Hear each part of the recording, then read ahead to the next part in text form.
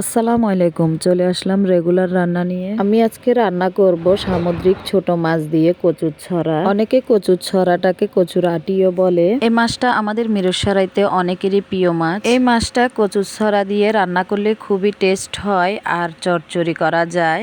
আবার অনেকে মুচমুচি করে ভেজে খায়। এই মাছটার নাম হয়েছে পুষ্টগুড়া। আমরা অনেকেই চেওয়া মাছ খাই। ওই চেওয়া মাছের ফোনাগুলাকে আমরা পুষ্টগুড়া বলে থাকি। আমি বাজার থেকে 1 কেজি মাছ নিয়ে আসছিলাম। ছড়া দিয়ে রান্না করার জন্য আমি অর্ধেক পরিমাণের মাছ ধুয়ে পরিষ্কার করে কুটে নিয়েছি। আমি চুলায় কড়াই দিয়ে পরিমাণ মতো তেল দিয়ে দিয়েছি বেশ খানিকটা পেঁয়াজ কুচি। পেঁয়াজ কুচিটা কিছুক্ষণ ভেজে আমি দিয়ে দিব আদা রসুন বাটা। আদা রসুন বাটার কাঁচা গন্ধটা চলে গেলে আমি দিয়ে দিব লবণ, হলুদ গুঁড়া, মরিচ গুঁড়া, খানিকটা মশলার গুঁড়া দিয়ে আমি তেলের মধ্যে এটা কিছুক্ষণ নেড়ে চেড়ে আমি একটু পানি দিয়ে দিব মশলাটা ভালোভাবে কষানোর জন্য। মশলাটা ভালোভাবে কষিয়ে তেলটা উপরে উঠে আসলে পরিষ্কার করে রাখা মাছগুলা আমি মশলার মধ্যে দিয়ে দিব।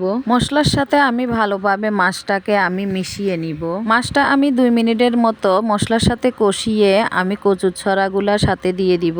আমার ভিডিওগুলা যদি আপনাদের ভালো লেগে থাকে তাহলে লাইক, কমেন্ট, শেয়ার করে দিবেন। পরবর্তী ভিডিও দেখার জন্য ফলো দিয়ে আমার পাশে থাকবেন। কচুর ছড়াগুলো একদম মিক্স করা হয়ে গিয়েছে। এখন আমি বেশ খানিকটা পানি দিয়ে দিব। পানিটা আপনারা তরকারির পরিমাণটা বুঝে তারপর পানিটা দিবেন, কারণ এই তরকারিতে বেশি ঝোল খাওয়া যায় না। আর আমি তরকারিটা একদম মাখা মাখা করে রান্না করব। আমি এখন তরকারিটাকে ঢাকনা দিয়ে ঢেকে চুলার জাল বাড়িয়ে দিয়ে প্রায় 15 মিনিটের মতো রান্না করে নিব। 15 মিনিট পরে আমি তরকারিটাকে একটু নাড়াচাড়া করে দিব। তরকারিটা দেখতে কালার খুবই সুন্দর হয়েছে। এখন আমি 4-5টা কাঁচামরিচ ফালি করে উপর দিয়ে দিব আর 2-3 মিনিট রান্না করে নিব।